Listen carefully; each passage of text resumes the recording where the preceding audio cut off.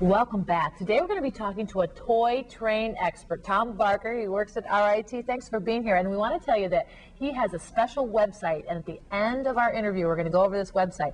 You want to get a piece of paper and a pencil for this one, because especially if you are putting up a train set this Christmas, you want to check in with him because you check your website all the time. Every day. And you're able to give people advice. That's really what you like to do. You like to help people so they make a great display for their Christmas time. Yes.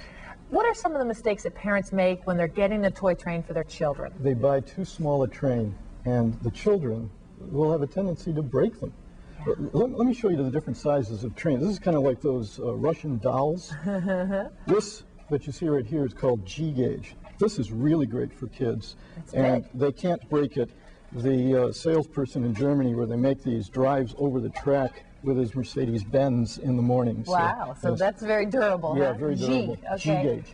This is also a good size train. It's a line L. It's O gauge, which is quite a bit smaller in gauge, but they can do that pretty well.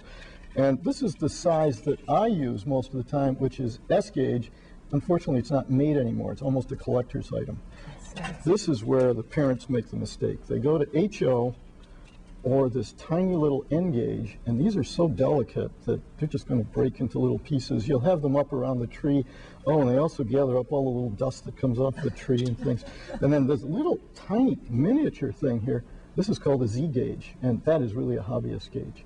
So again, which is the gauge that you prefer? I think for small children, the G gauge, this large one here. Is it more expensive? Oh yeah, but it's going to last forever. Now, Tom was willing to set up a whole display for us, but we don't have an area large enough for you. You know, with a train this big, you have to have a big area. You can get this around a Christmas tree with one circle of track, but for an interesting layout where you've got the trees and the mountains like I have at home, you need a space like I've got 13 feet by 5 feet for my train layout. When people contact you through your website, what are the questions that they ask? What are some of the things?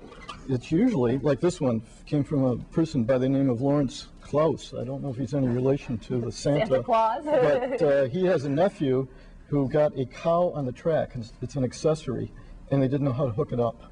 I see. So I sent them out a diagram on the web, just sent it as an attachment. Here's another one that didn't know how to make his electromagnetic crane operate, how to do the wiring, how to hook it up. So it's a lot of technical stuff. There's a lot of instructions involved. Yes. And Tom is the expert. He's right here in our community. Now here is this big website. Okay, it's www.rit.edu/ and it should be a tilde before you do TBBEQA/GAF.HTML. That's Hotmail, right? Well, I hope you can get that one, and Tom will be there even on Christmas Day. You're willing to check your website? Yeah. All right. Well, I know a lot of busy parents out there hoping that their train set will look perfect for their child. I hope it does. Thanks for being here, Tom. Welcome. We'll be back right after this.